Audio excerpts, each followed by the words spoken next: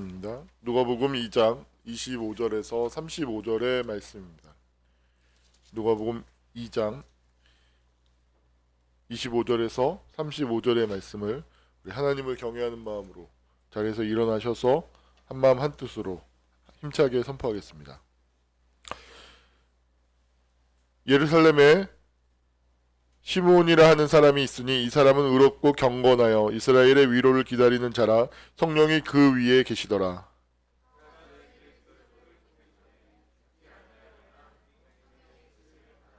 성령의 감동으로 성전에 들어가매 마침 부모가 율법의 관례대로 행하고자 하여 그 아기 예수를 데리고 오는지라. 주제여, 이제는 말씀하신 대로 종을 평안히 놓아주시는도다. 이는 만민 앞에 예비하신 것이요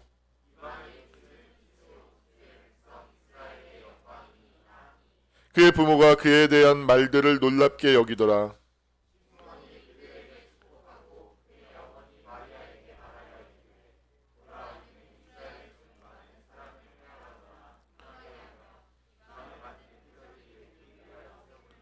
함께 선포합니다. 또 칼이 내 마음을 찌르는 듯 하리니 이는 여러 사람의 마음의 생각을 드러내려 함이니라 하더라.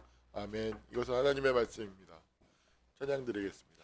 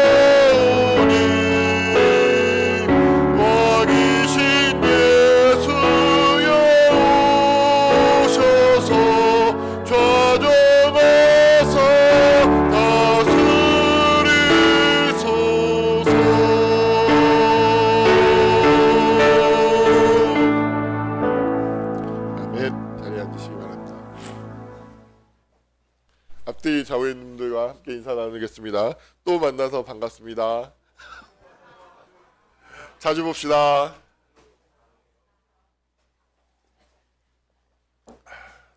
세입.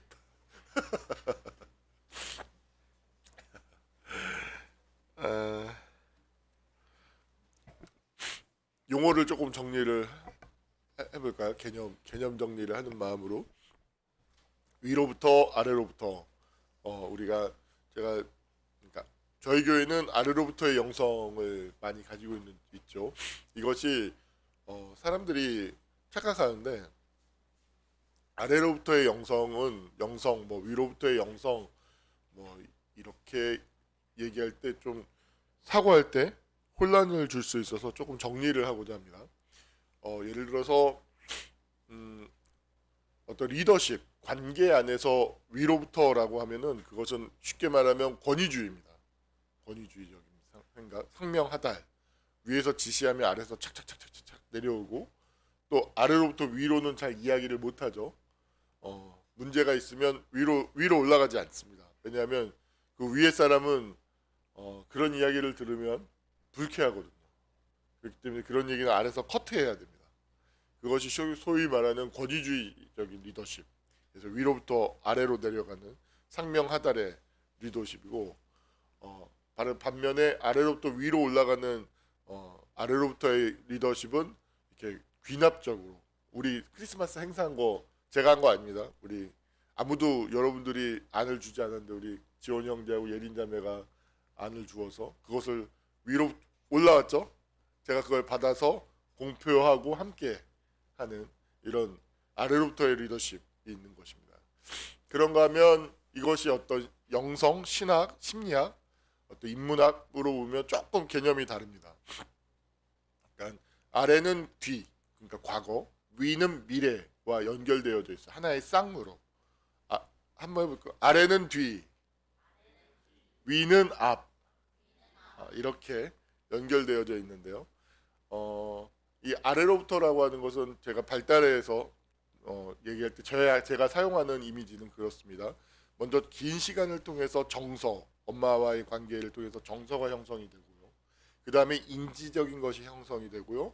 그 다음에 그 위에 의지가 형성이 됩니다.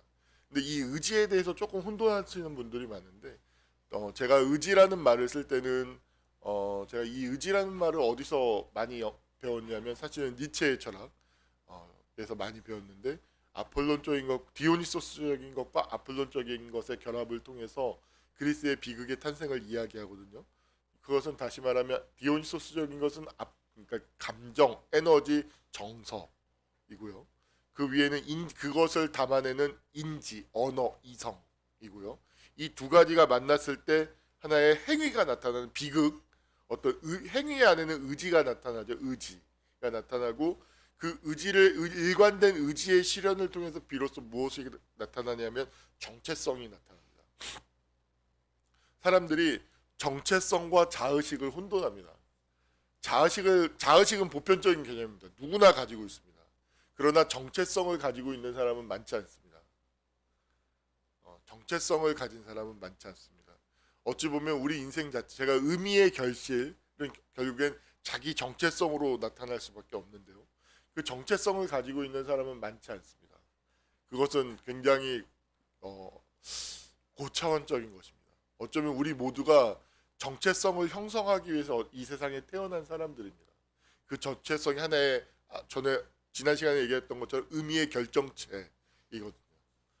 내가 누구인가. 그러니까 내가 누구인가를 만들기 위해서 그것을 어떤 의미에서 이렇게 창조하기 위해서 내가 누구인가를 조각하기 위해서 우리는 태어난 것인데 그것을 그 영역까지 그 삶의 그 수준까지 올라간 사람들은 많지 않습니다. 인류의 역사를 뒤집어 놓고 봐도 많지 않습니다. 그러면 아래로부터 위로부터를 조금 더 설명을 하겠습니다. 신학적으로 아래로부터 올라온다면 예수님은 위로부터 오신 분입니다. 우리는 아래로부터 온 자이죠. 그 차이가 있습니다. 유일하게 위로부터 온 분은 예수 그리스도 외에는 아무도 없습니다. 예수님만이 위로부터 오신 분입니다. 그래서 나는 이 땅에 너희들과 같이 이 아래로부터 온 자가 아니라 나는 하늘 아버지, 내 아버지께서 보내서 왔다라고 얘기하고 나 외에는 아버지로부터 온 자가 없다라고 예수님은 단호하게 말씀하시죠. 예수님만이 유일하게 위로부터 온 사람들입니다. 우리는 아래로부터 온 사람들인데 이 예수를 믿음으로 말미암아서 위로부터 온 사람들의 생명의 삶에 예수 그리스도의 생명에 동참하는 자들이 되는 것입니다. 다시 말해서 우리는 아래로부터 오지만 예수를 믿음으로 말미암아서 위로부터, 그러니까 아래와 위가 연결되어지는 사람이 되는 것이고, 아래와 위가 예수를 믿음으로 연결됨으로 말미암아서 뒤와 앞, 과거와 미래가 이어지는 위, 아래, 앞, 뒤가 통합적으로 연결되는 이 무엇이 연상되시죠? 십자가, 크로스가 연상되시죠? 이 십자가의 삶을, 이 십자가의 대별 완전성이 바로 앞과 뒤, 위와 아래를 이어내는 그런 상징성을 갖는 것이기도 합니다. 그런 통전적인 존재가 되는 것이 바로 그리스도인인 것이죠. 대부분의 사람들은 아래와 뒤의 차원에서 일생을 살아갑니다. 아주 대부분의 사람들은 아래로부터 형성되어진 것을 생각해 보십시오. 하나의 정서가 있습니다. 그 정서를 이해하지 못합니다. 저도 밤이면 밤마다 찾아오게 되는 어떤 그 공포감이 있습니다. 이게 모더니즘, 제가 모더니즘에 대해서 이야기를 했죠. 객관적인 것, 이 주관과 상관없는 어떤 주체와 분리된 주관과 분리된 객체로서의 그런 생각을 우리 어렸을 시절에 그 공교육을 통해서 교회교육이라고 나와가지고 공교육을 통해서 너무 많이 배워왔기 때문에 내가 마치 어떤 분리되어져 있는 주체라는 인 것처럼 그런 자의식을 환상을 많이 갖게 됩니다. 그러다 보니까 제가 아주 어린 시절에 예를 들어서 0에서 7세 사이에 밤이면 밤마다 경험했던 공포감, 술 마시고 다 때려 부시고 어머니를 두들겨 패고 어머니는 그런 아버지를 기다리시는 불안함, 두려움, 공포, 온 가정을 에워싸는 어떤 작은 소리에도 긴장하게 되는 어떤 아버지가 오시면 곧 사건이 벌어지니까 그런 감정 안에 계속 노출되어져 있었고 그런 것들을 계속 경험했죠. 그것이 제 아래를 이루고 있습니다. 그런데 이 위에 있는 이 생각, 인지적인 영역은 모더니즘적인 객관성을 사고하고 있기 때문에 이 감정이 올라오면 이것이 내 과거가 지금 여기서 펼쳐진다는 생각을 할 수가 없습니다. 왜냐하면 지나간 것이니까 말 그대로 과거는 지나갔다는 것이고 내가 0에서 7세 사이에 경험한 것은 그때의 일이지 어떻게 지금 여기에 영향을 줄 수 있겠냐라는 이런 모더니즘적인 세계 시간관을 가지고 있기 때문에 그것을 포착해내지 못합니다. 인지하지 못합니다. 내 과거와 이어서 생각하지 못합니다. 상상할 수도 없는 것이죠. 지나가는 것인데. 그래서 밤이면 밤마다 느껴지는 그 공포감, 두려움을 인지할 수가 없어요. 심지어 심장 맥박이 빨라져요. 빨라지고요. 그렇기 때문에 잠을 못 듭니다. 어떤 정서 체계 자체가 뇌가 형성되는데 어떤 뇌와 어떤 그 관계를 기관하는 어떤 부분이 망가져 있는 겁니다. 그렇게밖에 볼 수 없습니다. 그 시간 동안에 지속적으로 노출되어져 있었기 때문에 그것이 제 아래고 제 뒤입니다. 그리고 그것이 있으면 어떤 생각을 또 만들어내죠. 어떤 생각을 만들어낼까요? 이 감정을 느끼지 않을 수 있는 생각을 만들어내죠. 쓸데없이 영화나 볼까? 괜히 배가 고픈데? 뭐 먹고 싶지 않아? 하는 이것이 이 감대 아래로부터 있는 이 정서와 접촉하지 않을 수 있는 생각을 만들어내죠. 그 결과는 무엇인지 아십니까? 제가 말했죠. 의지라는 것은 정서와 인지, 이성이 잘 연합해서 의지가 만들어져야 되는데 제 경우에는 정서와 인지가 연합하지 않고 이렇게 분열돼 있죠. 그죠? 분열돼 있으면 의지가 만들어지지 않습니다. 그래서 의지의 영역은 바로 뭐로 이어지냐? 정체성. 내가 나라는 정체성으로 이어지는데 그래서 그 나라는 정체성은 텅 비어 있어요. 공허합니다. 그리고 무력합니다. 왜냐하면 정서와 인지가 분열되어져 있기 때문에 의지가 비어 있고 그로 인해서 의지가 비어 있음. 어떤 의지도 가질 수 없어요. 왜냐하면 내 정서와 인지와 내 정서와 인지의 이성의 영역에 내가 주체가 아닌데, 내가 주인이 아닌데, 내가 접촉하면서 내가 그것을 경험하고 그 경험 안에서 내가 하우투를 쌓아가면서 내 인생의 주체가 아니고 주인이 아닌데 어떻게 의지를 가질 수 있겠습니까? 의지는 비어 있죠.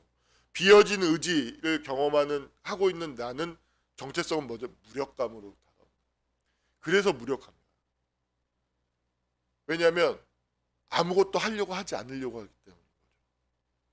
이것이 제 아래이고 이 아래로부터 올라오는 정서, 공포적인 정서, 하나의 쉬운 예로만 여러분들 그림을 쉽게 그릴 수 있도록 쉬운 그림을 그린 것입니다.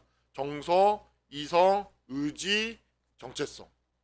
이렇게 아래로부터 형성되어지는 이 영성, 스피릿은 공허감인 거죠. 이것은 다 과거와 연결되어져 있는 것입니다.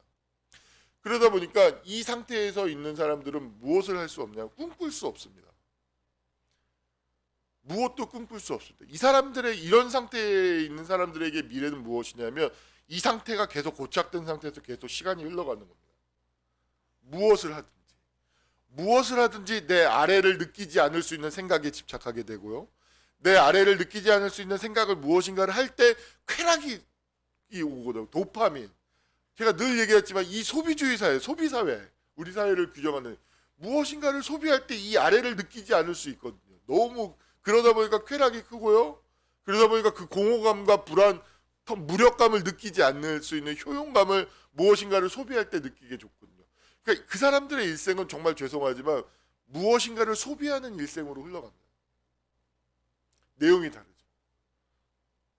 처음에는 핸드폰으로 시작했다가 나이를 좀 먹으면 집으로 됐다가 좀 더 나이를 먹으면 차로 됐다가 좀 더 나이를 먹으면 전원주택이 됐다가 좀 더 나이를 먹으면 이제는 캠핑카가 이제 기본 차는 있으니까 캠핑카가 됐다가 좀 더 돈을 벌면 요트 정도로 확대되겠죠.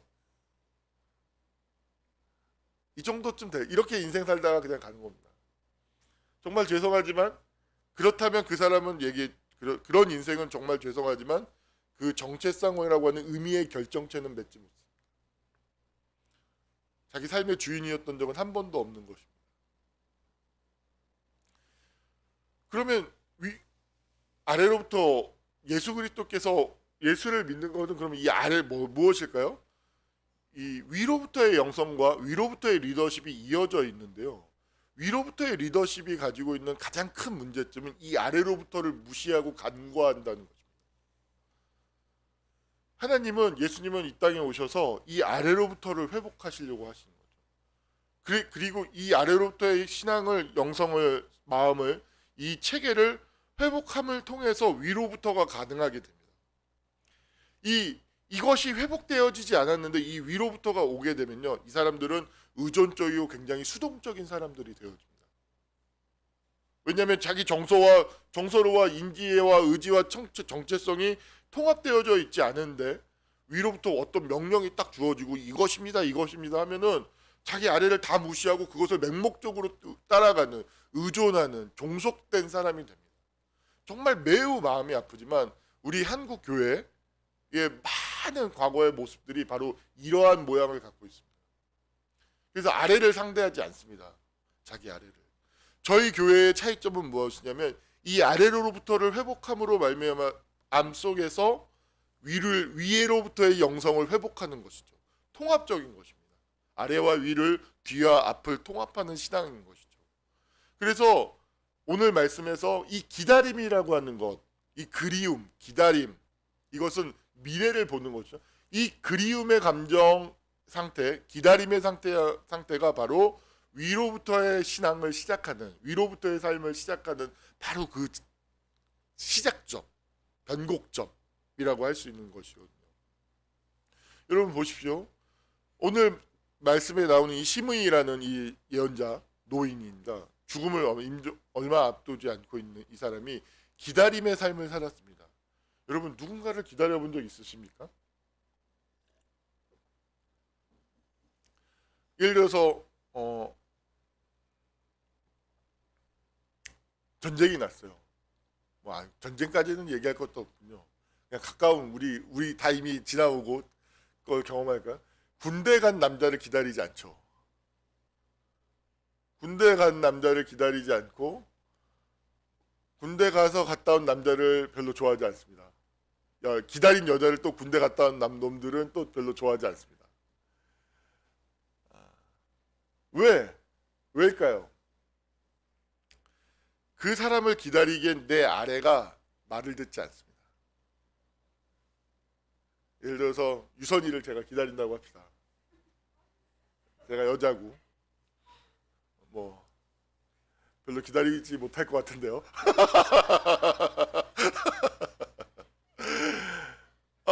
근데 제가 유선이를 기다리고 있는데 예를 들어서 우리 지원 형제를 보고 마음이 움직입니다.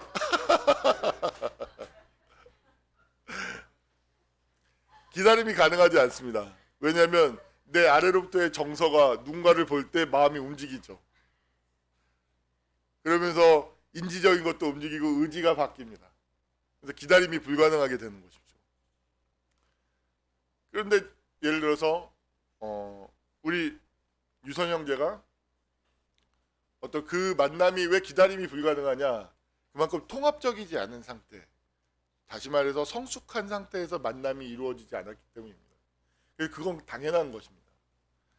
그런데 아주 성숙한 만남이었다고 해봅시다. 성숙한 만남. 그 만남이 통합적인 만남이었다고 해봅시다.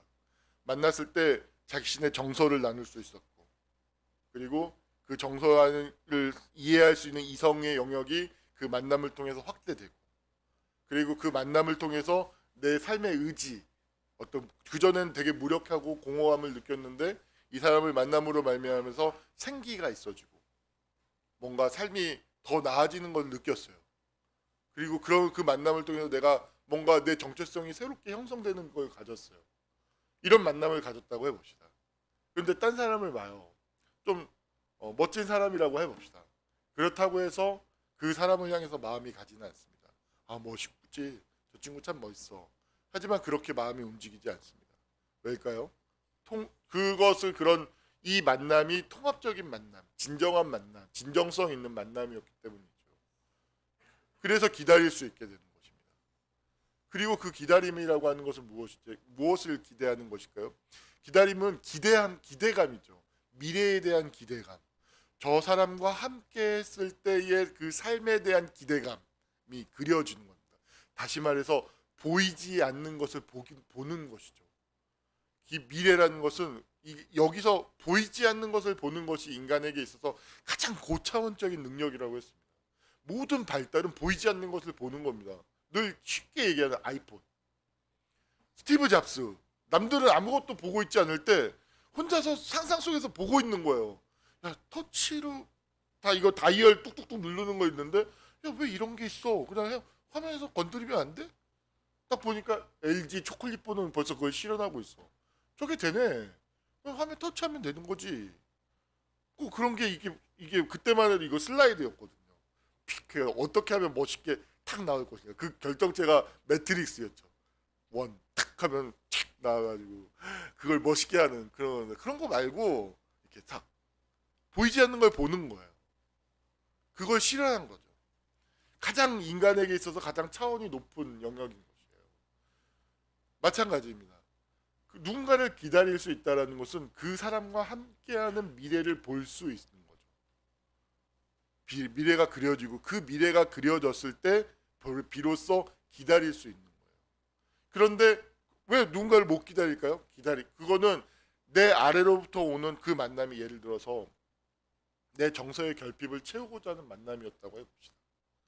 그런 만남이라면 잘 생각해 보십시오. A, B, C, D가 있는데 굳이 A일 이유가 없습니다. B를 통해서 채울 수도 있고요. C를 통해서는 A와 B는 채울 수 없는 면을 C는 더 가지고 있으니까 C를 통해서는 더 채울 수 있을 것 같고요. D를 채울 수 있을 것 같고요. 좀 죄송하지만 계속 확대됩니다. 정서를 채우고자 만남을 갖게 됩니다. 그렇기 때문에 꼭 이 사람일 필요가 없습니다. 기다릴 이유도 없는 것이죠. 누군가와 함께하는 그 통합적인 만남 안에서 미래를 볼 수 있을 때에만 비로소 사람은 안정감을 갖게 됩니다. 여러분들이 그토록 안정감을 원하시죠. 그죠? 통합되지 않은 사람에게 있어서의 안정감은 이 정서적 결핍을 무엇인가 내가 직접 인지하고 지정의를 통합해서 정체성을 형성해서 미래를 보고 그것을 행할 때 환경은 되게 불확정하지만 그 사람의 내면 자체, 상황 자체는 되게 안정감이 있다니까요. 크게 요동하지 않아요. 힘들긴 하죠. 긴장은 되죠. 그런 삶을 살 때만 비로소 안정감이 오는 것입니다. 그런데 이 정서를 무엇인가를 채우고자 하는 그런 거에 묶여 있으면요. 사람은 절대로 안정감을 경험할 수 없습니다. 왜냐하면 내가 해야 될 일을 하고 있지 않기 때문에.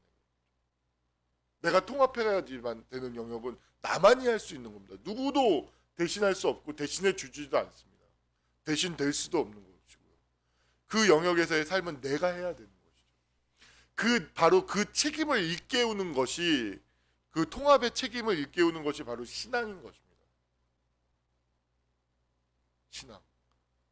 그것을 얘기하고 있는 거죠. 주구장창 줄기차게 지난 5년 동안 주구장창 이야기해 왔습니다. 주구장창. 근데 들을 때마다 새롭지 않나요?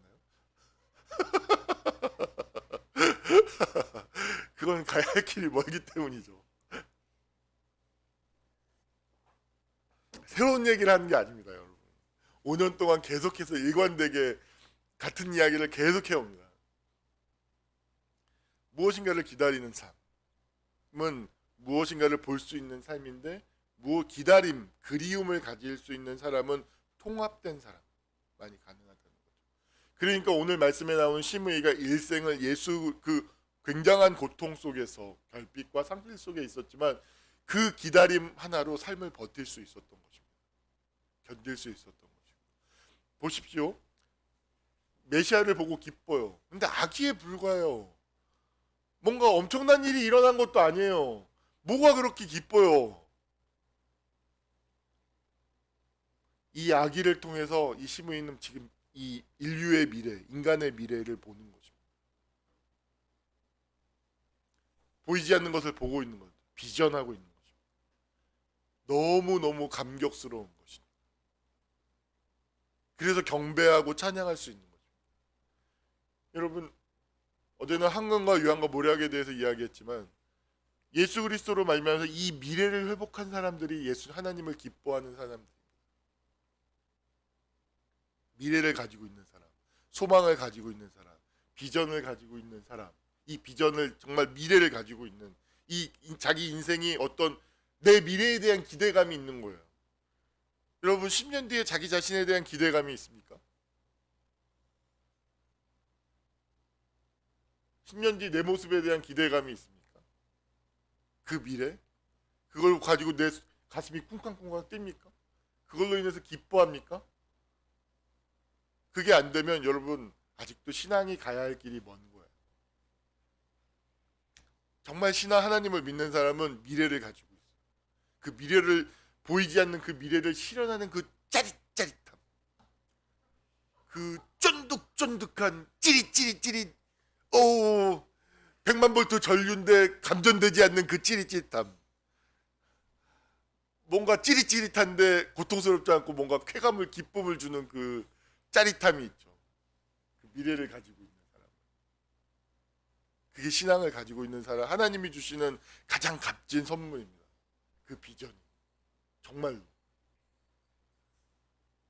인류의 역사를 움직여온 사람은 그 비전을 가지고 있었던 사람들인 것이죠. 비전. 그래서 비전의 사람이 생각보다 많지 않습니다. 왜냐하면 이 아래로부터의 그것이 통합되어져 있는 사람이 정말로 적기 때문에 그렇습니다. 이것이 되어진 아래로부터 자기가 정체성이 이렇게 통합되어져 있는 사람, 그 사람은 뭐 어떤 사람이냐면 미래를 향해 보기 시작합니다. 그 미래를 실현하는 기쁨을 느끼기 시작하고요. 그것으로 마음이 채워지고 움직이기 시작합니다. 저는 인터스텔라 얘기를 또 해서 미안합니다. 제 삶은 인터스텔라를 보기 전과 후로 또 나누어질 수 있을 것 같아요. 그만큼 큰 영향을 큰 감동을 받았어요. 그만큼 정말 참 인터스텔라에 취해가지고 그 영화에서 되게 그 영화를 보는 하나의 또 코드가 있는데 거기 보면 그러니까 그 코난 자꾸만 왜 크리스토퍼 놀란 코난 도일이 왜 나오죠 자꾸만 크리스토퍼 놀란 감독은 예를 들어서 제가 그 서울대 법대 출신의 그 목사님이 하는 얘기, 아기가 예수를 믿지 않고 죽었으면 지금 지옥에 가 있겠네 하는 그 모습을 듣고 충격을 받아서 질문하기 시작하죠. 이건 아니지 않습니까 하나님? 저는 마치 안식일날 예수님이 눈뜨게 했더니 눈뜬 것으로 인해서 기뻐하고 감격하지 않고 왜 안식일날 눈을 뜨게 합니까? 화내는 거하고 이게 무슨 차이가 있습니까 주님? 하나님, 난 이런 하나님이 진짜 하나님이라면 이걸 어떻게 믿으라고 얘기할 수 있습니까 하나님? 이건 아니지 않습니까? 하면서 질문하는 거죠. 그리고 그것에 대답을 해야 되는 것은 저에게 주어진 숙제가 되는 거예요. 그리고 저는 그런 대답을 하게 됐죠. 그런 대답을 하기 위해서 공부를 했고, 그것처럼 그 영화를 보면 인생에 대한 질문, 존재에 대한 질문을 그 크리스토퍼 놀란 감독이 갖고 있는데 그 영화를 통해서 대답하고 있어요. 무엇을 대답하냐면 가장 인상적인 장면 중에 하나는 맷 데이먼이 나오죠. 악인이죠.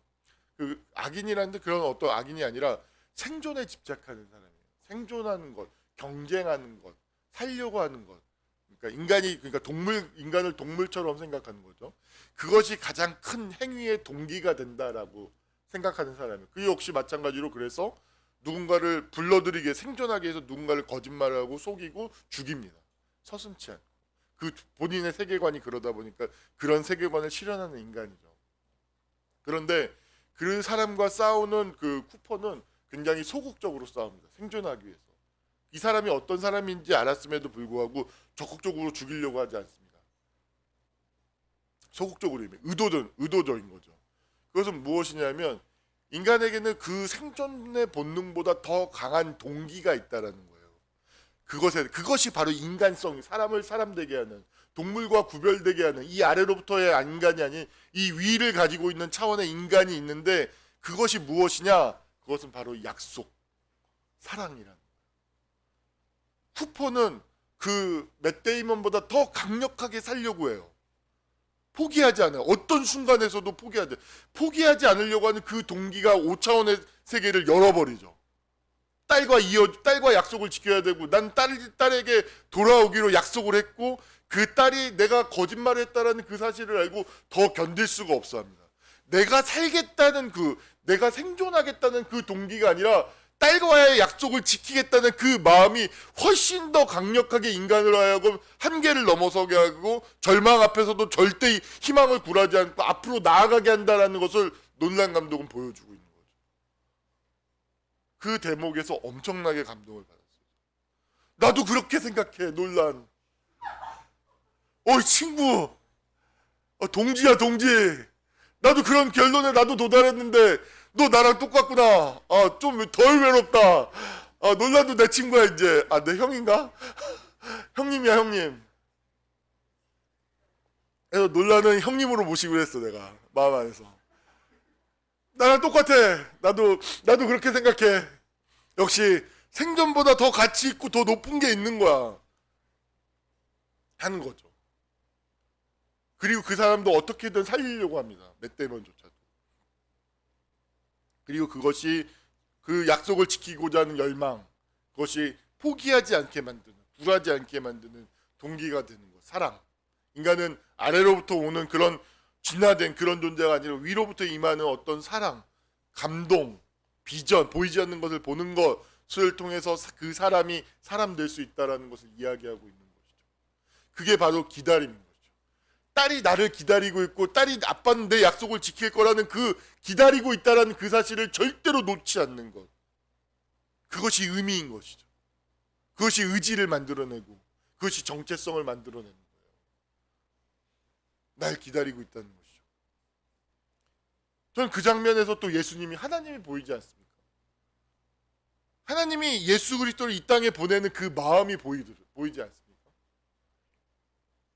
우리들과 이어지기 위해서, 절망하고 있는 사람들에게 소망이 되기 위해서, 우리와 이어지기 위한 그 열망, 하나님의 패션, 열정, 고통 속에서의 그 열정,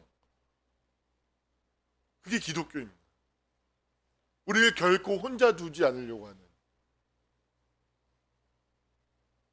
우리를 사랑하고 우리에게 미래를 주시기 위한 그 몸부림, 그게 그 열정과 그 사랑이 십자가에서 계시되는 거죠.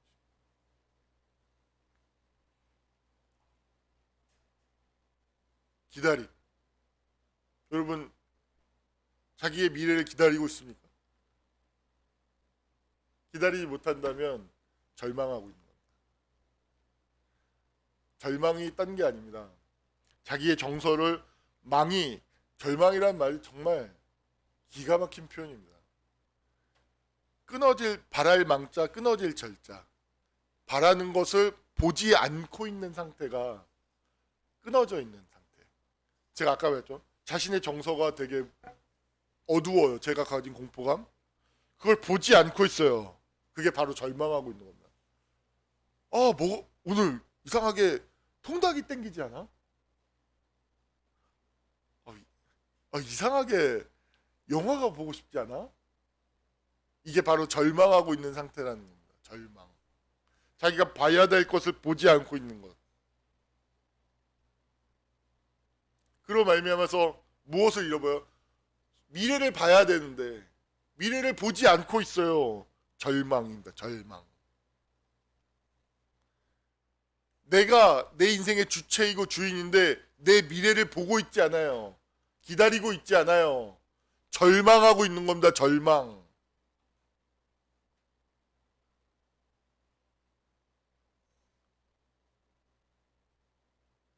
여러분, 절망하고 있는 자신을 내버려 둬야 되겠습니까?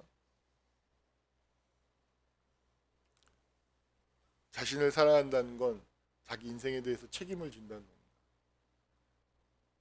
자기 인생의 아티스트가 되어야 됩니다. 내 어린 시절이 얼마나 개떡 같고 지랄 맞았다 할지라도 성인이 되면 그걸 재료로 삼아서 저거 예술품으로 만들어가야 되는 게 그 인간의 사명입니다. 그걸 할 수 있어야 됩니다. 그걸 할 수 있기 위해서 하나님이 이 땅에 오신 거죠.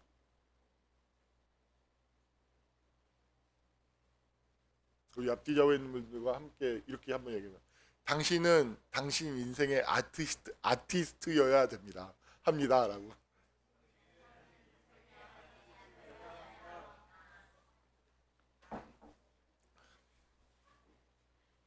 인생 아티스트가 되어 주십시오. 정말 통합적이지 않은 그런 어떤 미성숙한 어떤 그런 한 번뿐이 아닌 인생을 비통합적인 위와 아래와 앞과 뒤가 이렇게 단절되고 분열된 그런 인생을 살다 가야겠습니까? 한 번뿐이 없는 인생을 내 어린 시절이 개떡 맞고 지랄 맞았다 할지라도 그로 말미암아서 내 인생 전체가 불행해지는 것을 내가 그런 인생을 살아야 되겠습니까? 그렇게 살지 말아야죠. 소망하면서 살아야죠. 그죠? 2021년이 이제 다 끝났어요. 이제 와 이렇게 가는 거죠. 인생 뭐 있습니까? 이렇게 살다 가는 거죠. 허망합니다. 붙잡을 수 없습니다. 누구도. 여러분 새해가 이제 얼마 안 남았고 새로운 시작을 맞이하는데 정말로 우리가 새해를 소망하는 마음, 그 소망을 회복했으면 좋겠어요. 그 소망이 뭐라고요? 나는 기다리고 있는 나가 있는데 그 나를 향해서 조각하고 있고 내가 조각할 때 그쪽에서 이렇게 오기 시작합니다. 나를 향해서 도래라고 하죠. 도래하기 시작합니다. 그 미래가 도래합니다. 자신의 미래를 도래케 하는 그런 연말을 맞이하고 한 해를 보낼 수 있었으면 좋겠어요. 여러분 조금 더 힘내십시오. 이번 주 금요일에 또 예배드려야 되고요. 토요일 날 또 예배드려야 됩니다. 힘내십시오. 벌써 지치면 안 됩니다. 송구영신 예배가 금요일에 있습니다. 금요일 금요일에서 토요일 넘어가는 때가 그 송구영신입니다. 그리고 그 다음 날 또 하루 바로 주일입니다. 토요일 일요일이 이렇게 이게 12월 31일 1월 1일이면 그냥 한 큐에 그냥 끝내버리는데 그게 안 돼가지고 그렇게 한 적이 있어요. 여러분 저희 교회 첫 해인가 그래가지고 그렇게 돼가지고 이걸로 다 퉁칩시다 해가지고 아주 유쾌했었죠.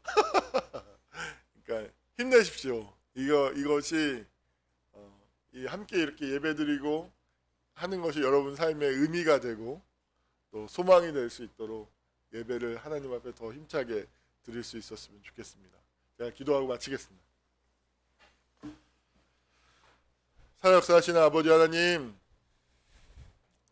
선지자 시므이가 일생을 기다림이 의미가 되어 생이 주는 그 고통과 결핍과 박탈을 견디며 소망하면서 그 절망과의 싸움에서 지지 않고 약속을 받고 악에 불과한 그 예수 그리스도를 바라보며 그 장차 이루어질 일들을 보면서 기뻐하며 경배하며 찬양하고 있습니다. 주님, 우리의 삶이 시므이와 같기를 원합니다. 주님, 바라고 소망하는 이 소망의 힘이, 상상의 힘이, 비전의 힘이 우리 안에서 회복될 수 있도록 주님께서 우리와 함께하여 주시옵소서. 예수님의 이름 받들어 기도하옵나이다. 아멘.